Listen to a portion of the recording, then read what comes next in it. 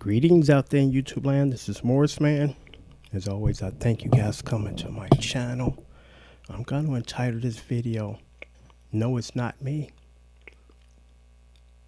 Yeah, it's part two of the other video I did. It's Not Me. Yeah, that's the title.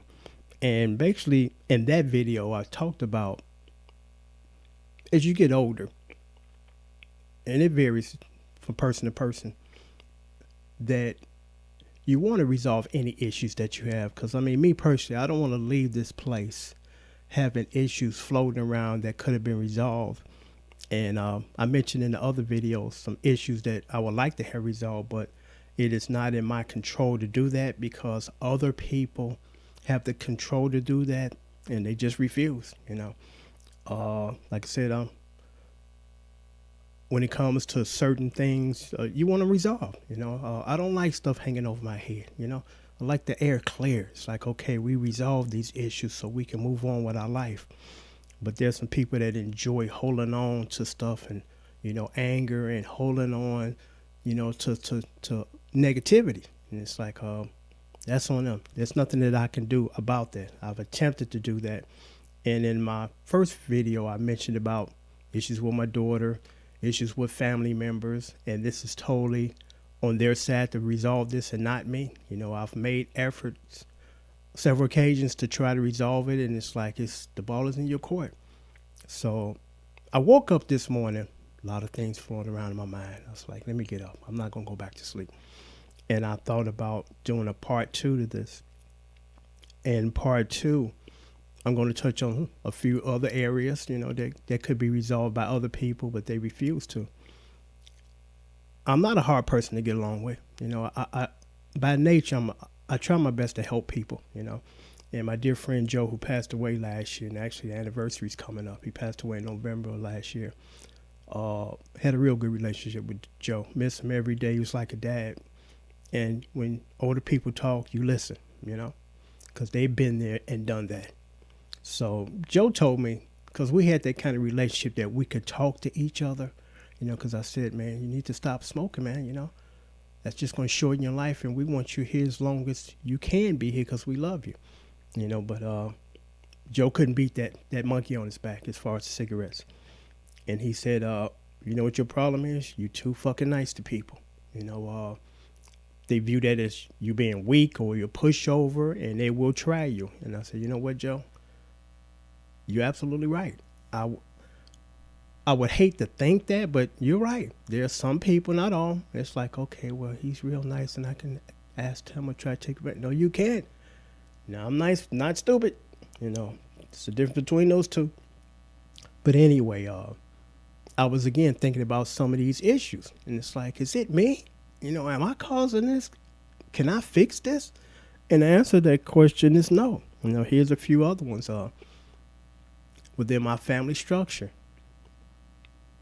And I do these type of videos to help other people, or just, we need to talk, you know. I'm a firm believer in we can get a lot of stuff resolved if we just talk.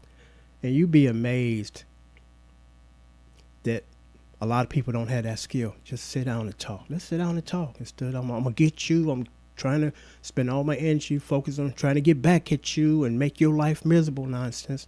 And it's just so sad. It's like, can we just sit down and talk? You know, can we try to resolve this? You know, at least attempt to. Even if we don't, we try. And one of my brothers, you know, love them all, you know. And he is the closest to me, yeah, because I spent more time with this particular brother.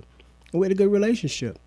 And then his daughter committed suicide. I think she was 19. And I was devastated because before I had my daughter, I looked at his daughters as my daughters, you know. So I reached out to him once I found out, because how I found out was my youngest sister. And whenever my youngest sister contacts me, it's for one or two things, just like clockwork, begging for money or giving me fucked up, devastating news. And I'm like, I don't want to hear neither one of these. So she called, told me that our niece had passed away. She committed suicide. So I immediately reached out to my brother. I was like, is there anything that I can do for you, man? Just let me know. You know, we love you and we're here for you during this, you know, troubling time. So I posted a video. It was Eric Clapton, Tears in Heaven, which he wrote for his son that died. Accidentally. I think he fell off of a balcony or something. And I had a hard time getting through that song because while I was doing it. And I did a good job because it was a complicated song to play. So I posted it, got a lot of good reviews. And my brother's wife contacted me. And she said, can she use the video for a website she putting up in honor of her daughter? I'm like, absolutely, And my brother, man, I had a good relationship up until then because this is what happened. And I'm assuming this, but it makes sense. He felt betrayed because him and his wife were separated. And they weren't seeing eye to eye. And I'm like, I ain't got nothing to do with that, When you treat me with respect, I'm going to treat you with respect, regardless of who you are. My brother thought I should have taken sides. I'm like, the only time I'm going to take sides if she's blatantly cheating on you or trying to harm or kill you. I'm like, then yeah, I might have a problem and I keep away from her or these people like that. But he felt a sense of betrayal for some bizarre reason because I'm like, man, we're all adults here. You just lost your daughter. Can't we, for this reason, pull closer together?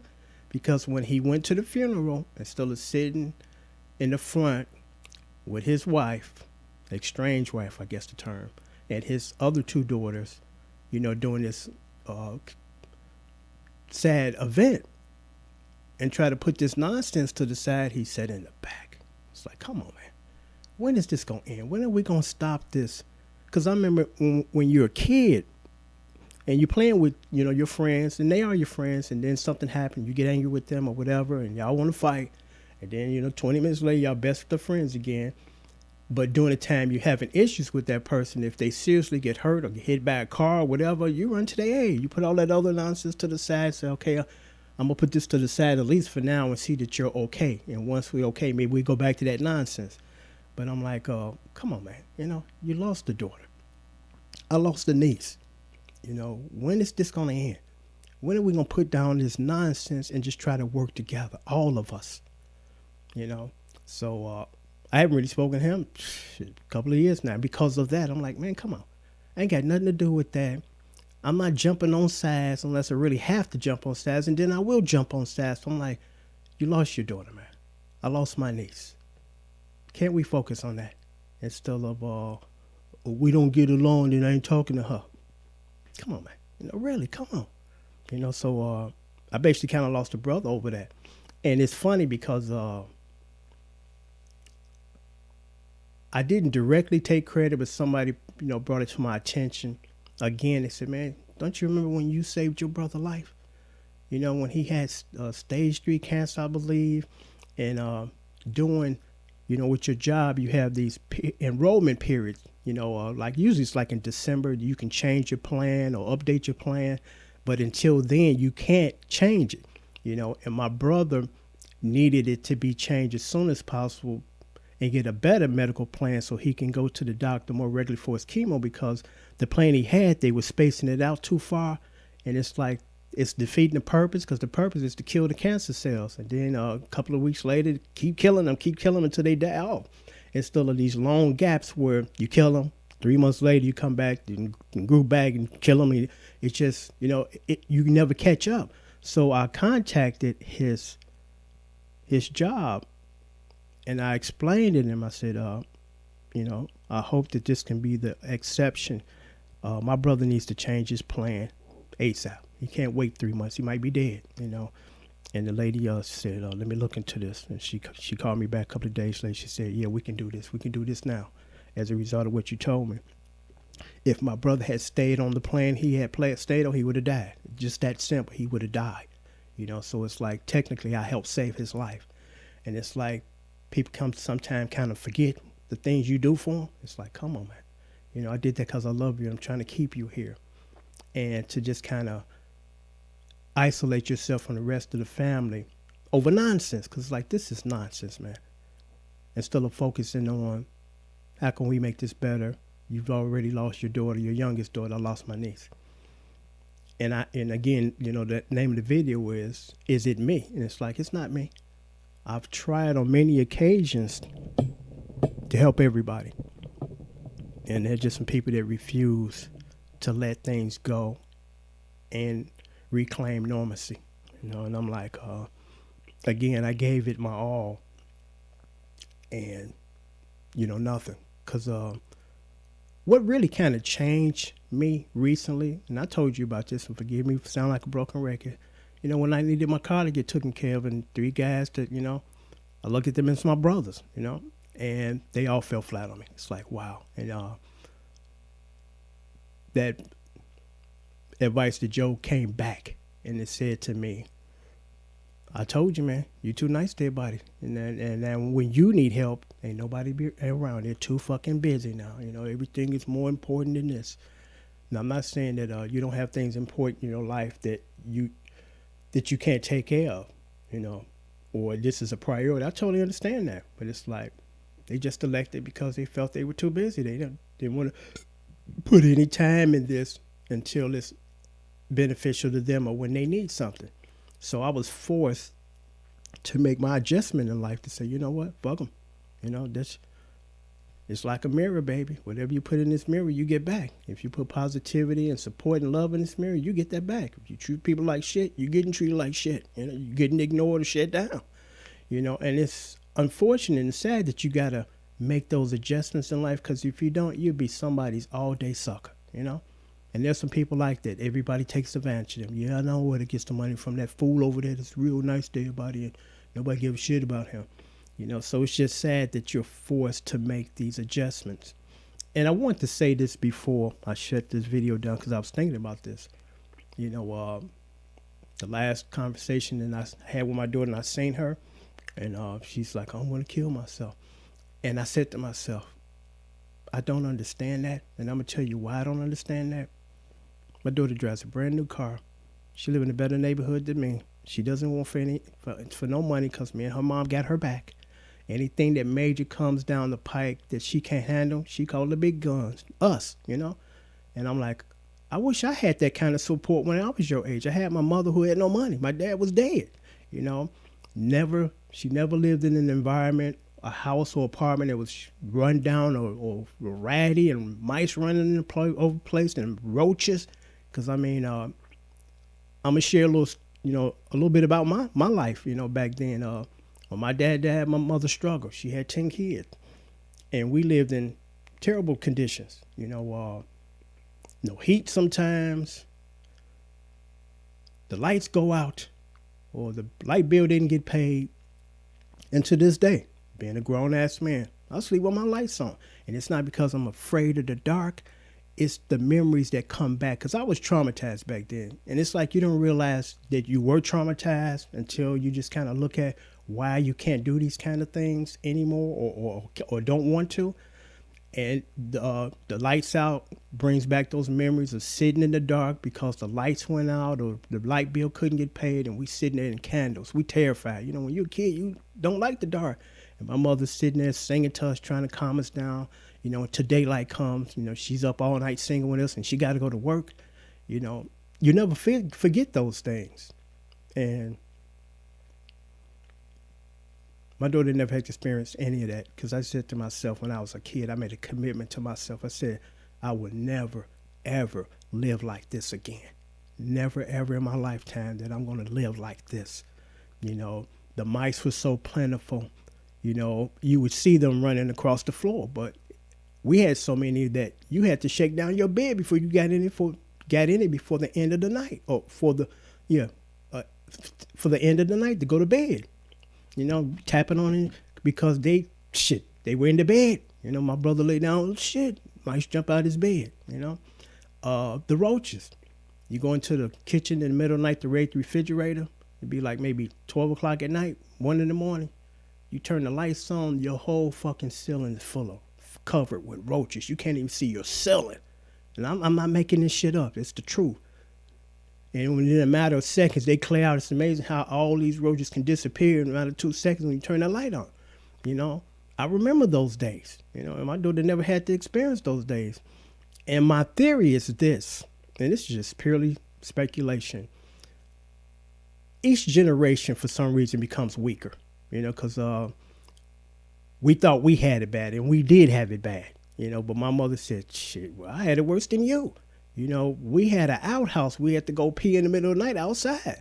When it came to going to school, at least I can afford to give you a few dollars to put you on the bus. Now the kids get the bus brought to them. It's even better. And she said that we didn't have that. When we went to school, we walked. And we're not talking about the school is across the street or 2 blocks down the street. The school was a mile away. And you had to walk to school every day. And just imagine that in the wintertime. You're a little kid and you got to walk a mile, 8 blocks to get to school. And it's not like once you got to school, I'm in a big, heated building complex, so I'm good. The school was cold too. So that's just my theory that as we progress as humans, we get weaker. Because I'm like, I don't understand that statement she made, because I had another guy. The guy, Roman, I told you about, the guy that cut my grass. He made the same statement to me. I'm going to kill myself if it don't get better. I'm like, dude, it's going to get better for you. Trust me, it can't get nothing but better for you. And I just happened to see him about a week ago. It got better for him. He said, "You right, man. It got better. He got a girlfriend that cared about him. It's still him chasing that girl that didn't give a shit about him. He got a job now, making a little money, and then he got his lawn cutting service still going. So he making money. He's like, man, I'm glad that that it's gotten better. I'm like, I told you it's gonna get better, man. You at the early stage of your life, You get your health. It's just going to get better if you work it, because that's one reason why, my work ethic became so strong, because I'm like, I never, ever want to live like this again. So I'm going to have to bust my ass to get out of this environment and this living class, because I don't want to be on the bottom. I'm like, no, I don't like it down there, So that's the reason why I work my ass off. There were times I worked 3 jobs at once. I'm like, hey, I'm just trying to build a little nest egg so I can live decent and remove myself from the poor, violent people. Because I'm like, I don't want to be one of the poor, violent people. The more poor you become, in most cases, in your society or your class, and that don't mean everybody falls in that category or follow that path, but a lot of them do. The less money you get, the more violent it becomes, And it's like, I ain't trying to live like this, and I'm not trying to live around people like this, So you got to work hard to get up out of there, But is there anything else I want to mention? Not really. I mean, basically, again, this video is just to kind of share some personal experiences, and hopefully you can dodge and avoid these. And the bottom line is talk to people. Just sit down and talk to people. And again, that doesn't work for everybody, because some people don't want to hear it. They just want to continue to be angry the rest of their life and keep holding on to this. And ain't nothing you can do about those people but leave them alone, take them out of your circle, But you'd be surprised sometime when you just say, hey, let's talk, Let's just sit down here and talk this out. How are you feeling? What makes you angry? Why can't we communicate anymore? Like with my brother, again, he felt I betrayed him. I didn't betray him.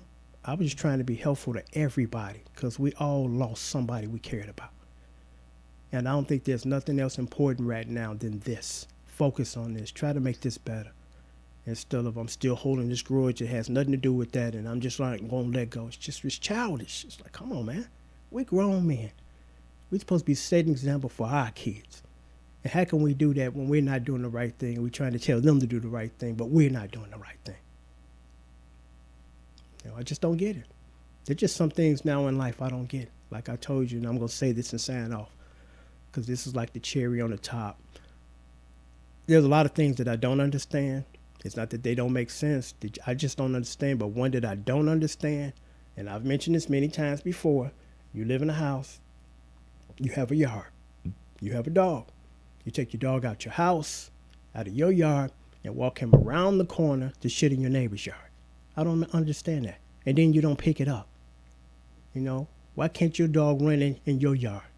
And then once he drop his load in your yard and you clean it up, you take him around the block and let him stretch his legs. But I don't get that one.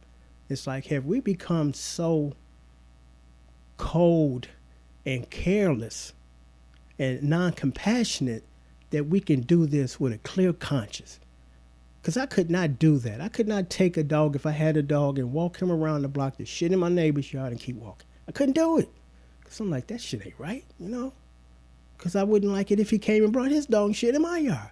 So that one I don't understand. You know, I don't know. I mean, I don't understand now. I mean, I totally don't understand now. Have we become that cold and distant? Apparently we have, you know. And on that note, I'm going to sign off. And thanks for watching. Thanks for listening. Take care.